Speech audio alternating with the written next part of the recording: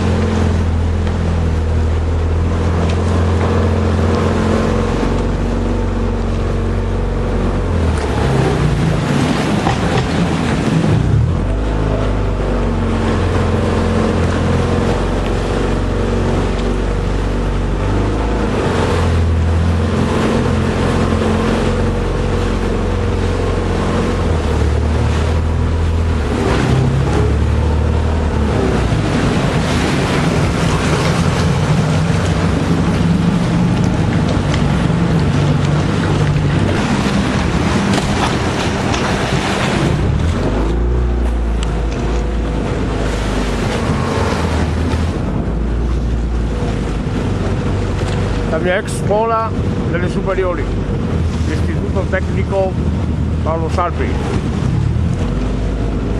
e logicamente non ho finito. Sono arrivato fino in terza, poi basta. Ecco qui,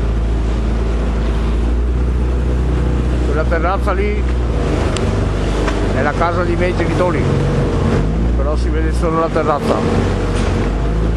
L'appartamento è all'interno.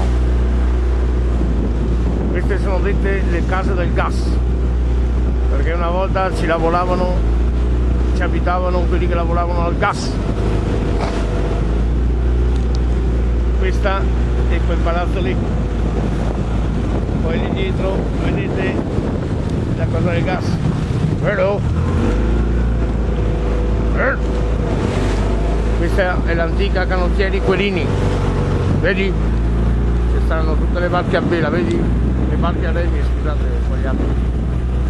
Aspetta, perché vedete questa ambulanza che invece di tenere la sua destra, eccola qui, sta alla sua sinistra. Vedete? Le onde? Eccole. Grande. Bella! Guardate qua, l'ospedale, pezzo nuovo che stanno facendo con queste gru giganti, eccole qui. Vedete le barche remi? Eccole qui. Tutta questa struttura è l'ospedale di Venezia, che è bello grosso, Vedete? Arriva fino in fondo lì c'è l'obitorio. Questo palazzo qui è l'obitorio. Ecco qua. Vedete i kayak?